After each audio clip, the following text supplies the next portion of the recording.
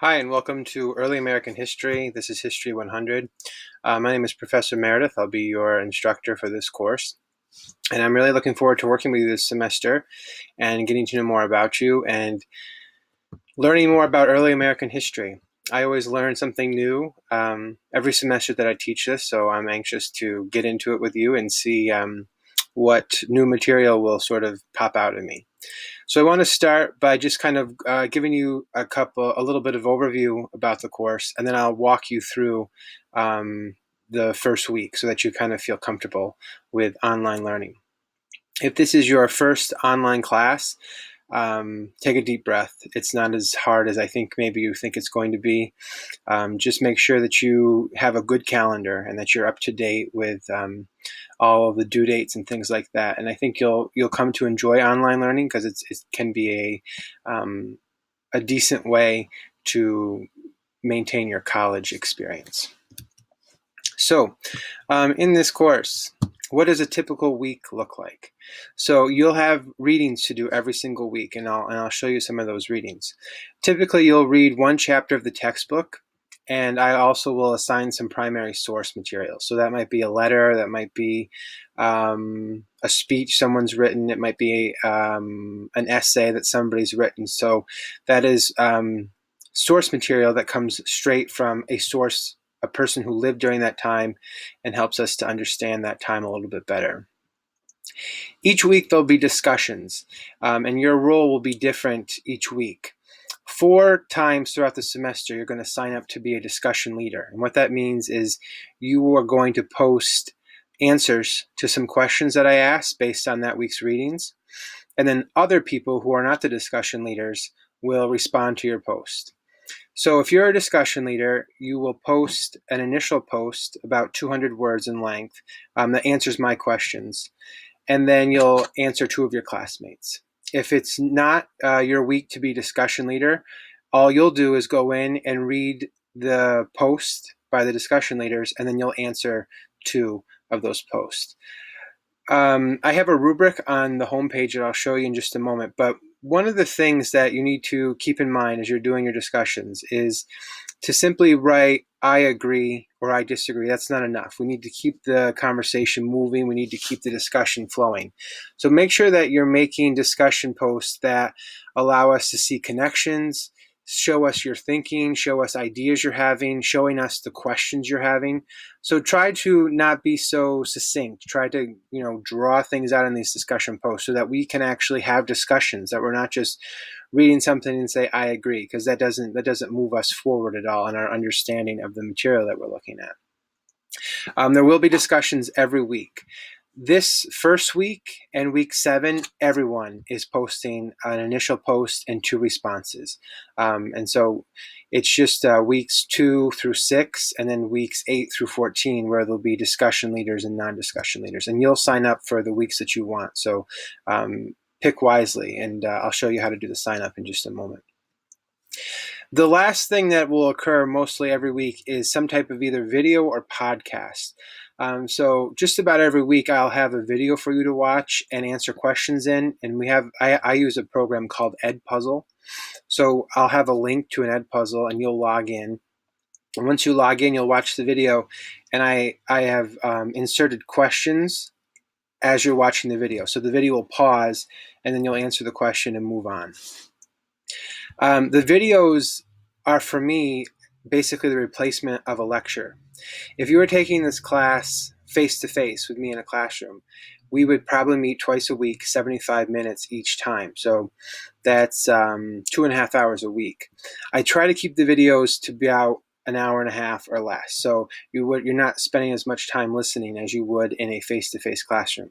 So do make sure that you kind of keep that in mind, that at least once a week, you'll have about an hour and a half worth of something to listen to and reflect on. I think you'll enjoy the Edpuzzle system. I really enjoy it. I think it's a great system, and I think it helps with your learning. Think it helps with you being able to start and stop something, replay something. You can take notes. You can go back and listen to something again if you didn't quite understand something. So I know sometimes people kind of stressed out about this because, oh, sometimes the videos are like an hour long, but you can start and stop. You can come back to something. And so you're not having to sit down for a full 90 minutes and watch something, but you have just about the entire week to watch something. So don't put them off until the last minute. What will you do for writing? So the majority of your grade comes from writing. The highest proportion of your grade, 30%, comes from 3 reflection papers. You'll write 3 of these throughout the semester. The first one you'll write will be about 900 words in length. That's about a page and a half before you double space it. And the last one we'll write will be about 1,200. So the middle one's about 1,000 words in length. These are not very lengthy assignments, but the purpose of them is so that I can see your take on things. I'll give you a question and you'll answer that question. It allows me to see what you've understood from the readings, what questions you still have from the readings, and it's kind of a way for you to kind of put your voice in there. So I think the reflection papers, as long as you sort of give them some thought and you're not doing them 2 hours before they're due, I think you'll find them meaningful, and I think you'll find that they're pretty easy to complete. There is a midterm exam that's pretty much similar to your reflection papers. I'll give you an essay question, and then you'll write an essay about, I believe the midterm is 1,000 words, and then you submit that to me through Turnitin. The same with the final exam. That's a take-home essay, a little bit longer in length, but gives us the chance to sort of summarize the entire semester, and that's a take-home essay as well. You'll write the essay and then submit it through Turnitin. So I have some other things here that I wanted to talk about. Maybe some are tips. Actually, most of them are tips.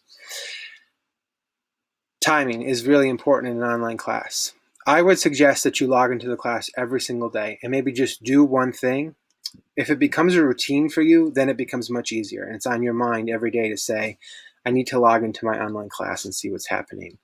I've had students before that they log in once a week and they immediately fall behind because you can't just do everything on one day.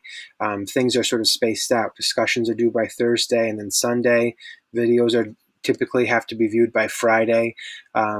Most writing assignments are due by Sunday. So you can't just complete everything in one day. So do try to make a plan of when you're going to log in and know what to look at, what to be looking at, and making sure that you're up to date with everything that we're doing.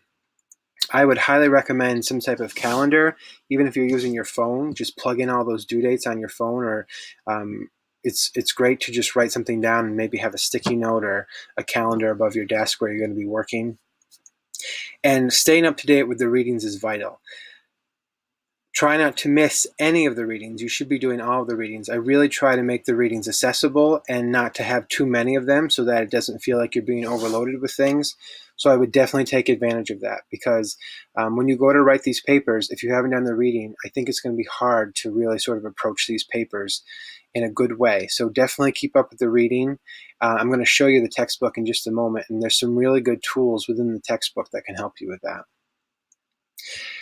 Lately, I have not been having as many issues with plagiarism as I have in the past, and I'm glad to see that. I think the college is doing a better job of sort of educating us on plagiarism and how to avoid it. And we'll talk about plagiarism next week and tips that I have for avoiding it so that it won't become an issue for you. But I just want to make you aware of my policies on plagiarism. If you plagiarize an exam, that could be copying and pasting from an internet source without giving credit to it. That is plagiarism. I don't want you using any internet sources for this class. Everything that I give you for readings is all you'll need for your sources in this class. You may laugh at this, but copying and pasting somebody else's paper and submitting that is plagiarism, and that has happened to me. I would say almost 5 or 6 times where a student has taken another student's paper and submitted it. I have taught this course for going on 7 years, and since I began the course, every paper that a student has submitted to me has been submitted to Turnitin, and that keeps it. It's there. And so if you submit another student's work, it pops right up to me and shows me, and actually pulls up the other student's work from a previous semester and lets me see the exact match. So don't try to pass off another student's work as your own. Technology is way advanced now, and it automatically detects that. And I'll say a little bit more about that in just a minute, but please avoid that at all costs. So if you are caught plagiarizing an exam, you will automatically get a 0 for the exam, and I will submit the exam to the coordinator of academic advising. And in that case, you may be punished by the college based on the severity of the plagiarism and if you have been turned in before for that. So let's avoid that completely. On the reflection papers, I understand that sometimes this can be a little tricky. People get confused about citations, things like that. So I try to be a little bit more lenient with the reflection papers. If I see plagiarism in your reflection paper, I will return it back to you ungraded, and I will ask you to fix it. And I typically will give you a week or two to fix it, and then I'll ask you to resubmit it to me. In that case, your paper will have 15 points taken off of it. So if your paper that you gave back to me is 100, you would end up with an 85. So really try to be careful. Pay attention next week when we talk about plagiarism. I know this makes people nervous to even hear about it, and it's rare anymore that I have an issue with it. So don't be overly concerned about it, but just sort of be aware that there are policies in place, and you need to be aware of those. As far as late works, I do take late work. I will accept a paper 1 or 2 days late. That means you need to email me and let me know that you are going to be submitting the paper late and you need an extension. Don't just email me 2 days later and say, here's that paper. I really need to know beforehand and approve it beforehand before you submit something late. If you do take advantage of this policy, your paper will lose half a letter grade. So if your paper would have earned an A, it would go down to an A-. But in all honesty, an A- is way better than a 0. So make sure all work is submitted, because if you miss a paper, that can have a pretty drastic effect on your grade. And I really want everyone to come out of this with a nice grade that reflects the learning that you've done.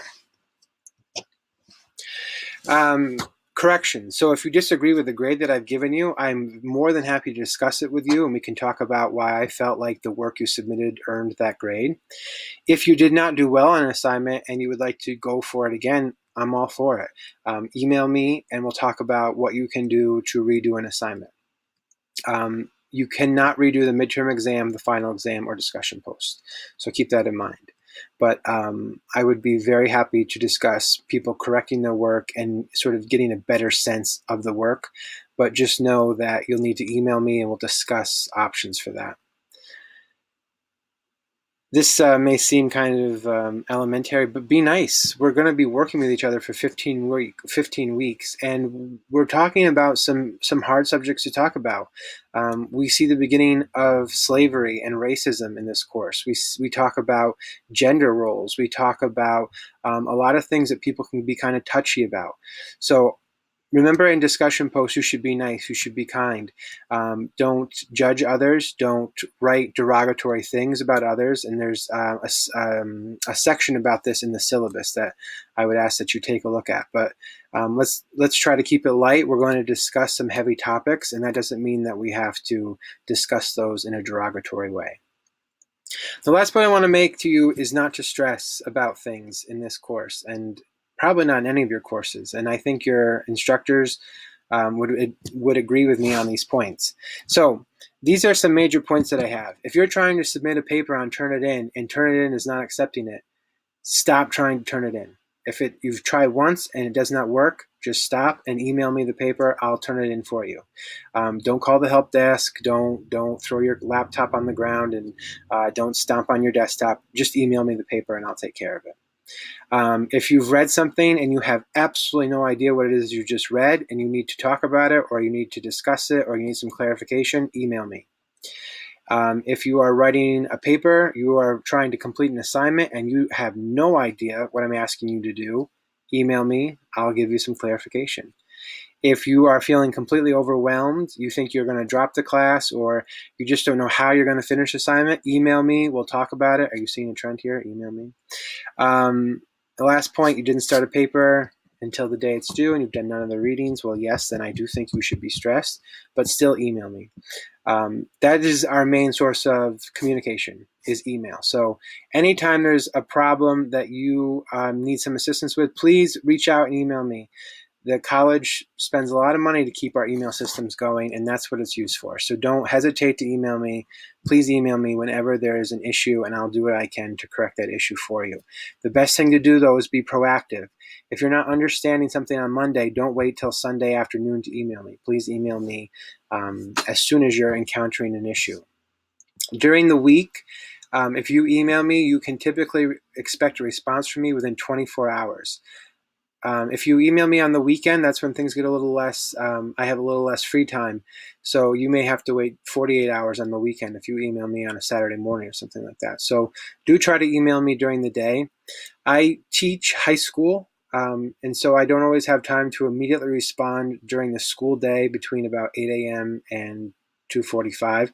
But I do take breaks and check my email a lot.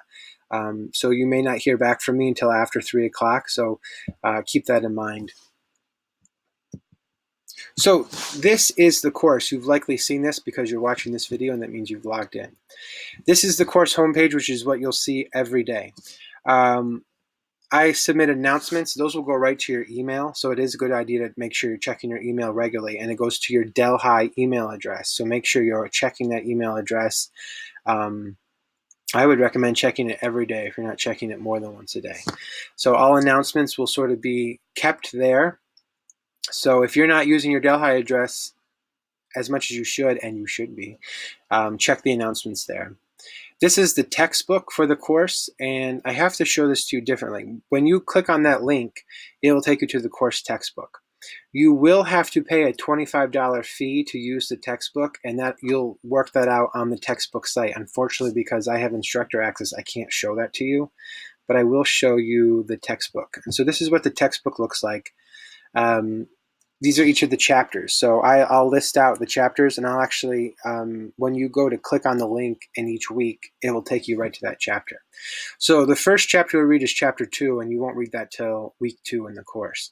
But when you click on that, it'll come up with each of the sections. And so you'll notice that there are different sections. Each section has a reading. That's what I want you to actually read. And when you open it up, so you'll go into read.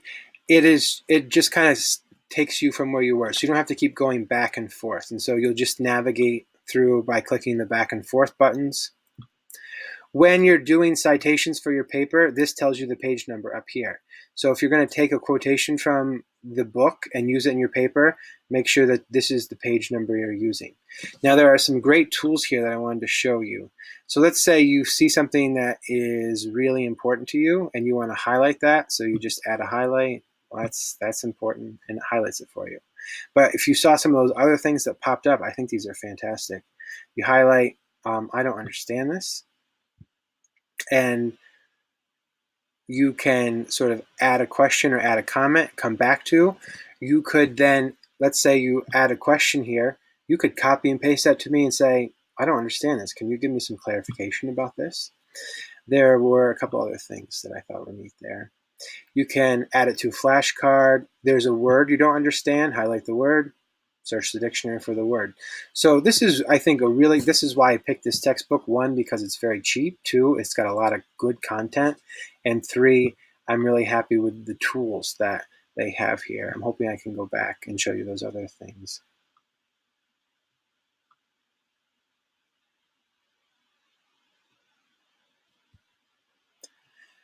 The main point that I wanted to make is that you don't have to do everything here.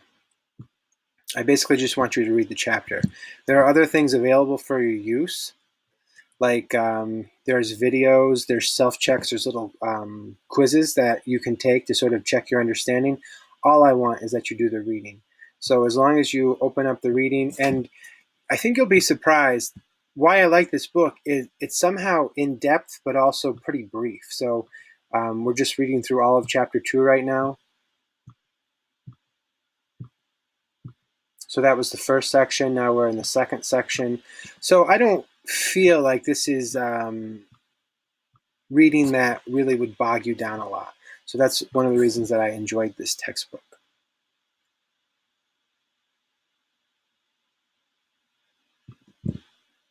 It's not the right one.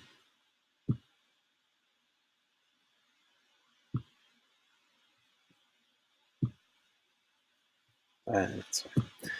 All right, so back to the class. There's the textbook. The syllabus is here. If you click on that, it will open up.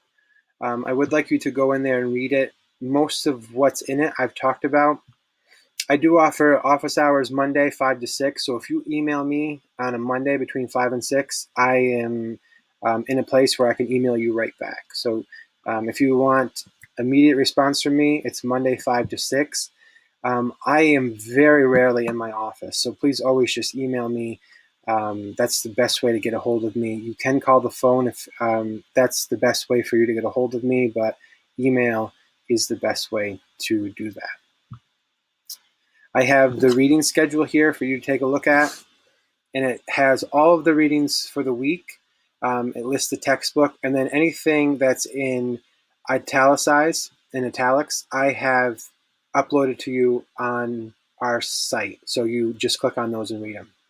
And you'll see the due dates for the paper, the first reflection paper, September 22nd, and the midterm, and then the second and third reflection paper and the final. So you'll have good opportunity to make use of your time to get those papers written. This I'll have you read on your own, but when you go to post your discussions, I would definitely read this so that you can know how you're graded. When you're a discussion leader, your grade is out of 5. And when you're not the discussion leader, your grade is out of 2. And I've got some guidelines there for you to consider before you post. So every week, you'll see week 1, week 2, week 3 up in this toolbar here. So we are in week 1 right now. And each week will look just like this. It will have our learning objectives, what you should be able to do at the end of the week. It will have the readings and the activities. And so as I said, you'll just click on the reading and it will open the link for you, or it will open the document for you. So my tip would be, first things first, get the readings out of the way. Monday, Tuesday, have the readings done, and you'll be good, I think, for the rest of the week. I always have the due dates there. So you'll be watching this video on Edpuzzle, and so you will have already done that. This week's a little bit different because these videos aren't on Edpuzzle. They're through a system that SUNY Delhi subscribes to. So you'll click there.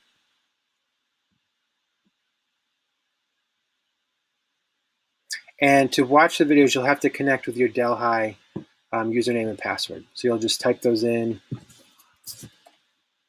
And let's see, let's just make sure it works.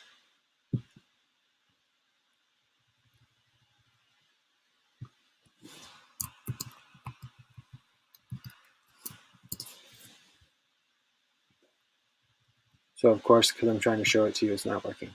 But that should work fine for you. It was actually working fine for me earlier today. For week 1, there's 2 videos I'd like you to watch. Those 2. And then I would like you to answer these questions and submit them. So what I would suggest is have this open while you're watching the video. Just type your answers into the document, and you can upload your document right into Turnitin right down there. I would like you to pick the weeks that you want to be discussion leader. So you'll go to the group where you see your last name and click on that link. And so what I'd like you to do here is you're going to pick the 4 weeks that you want to be discussion leader. So you might want to take a look at the readings or the schedule to sign up and say, let's say you want to be discussion leader week 5. So you would just go ahead and type your last name in week 5. You want to do week 9, 10, and 11. Type your name, type your name, type your name. So you're picking 4 of those weeks. It doesn't matter if you're number 1, 2, or 3. That was just so that we could see the limits. I don't want any more than 3 people signing up in 1 week to be the discussion leader. There's 2 discussions this week. They're both, I think they're pretty straightforward. For the About Me, just do a paragraph about yourself. Let us know who you are. Pick some of those questions and tell us something. I would really like you to answer these 2. What do you hope to learn in this class, and what is your idea of a good professor? I'm always trying to make sure that I'm doing things good and always like feedback of how to do things better. And then discussion one, this is, there's no discussion leaders this week, so everyone is participating in this discussion. So by 10 o'clock on Thursday, you should answer these questions. And then by 10 o'clock on Sunday, you should have replied to 2 of your classmates. So I think that this is a good week. It's pretty well balanced, and most of the weeks will look like this. So I'm hoping that you do not have any questions after watching this video, but please, again, if you do have questions, email me, and I'm very much looking forward to working with you this semester.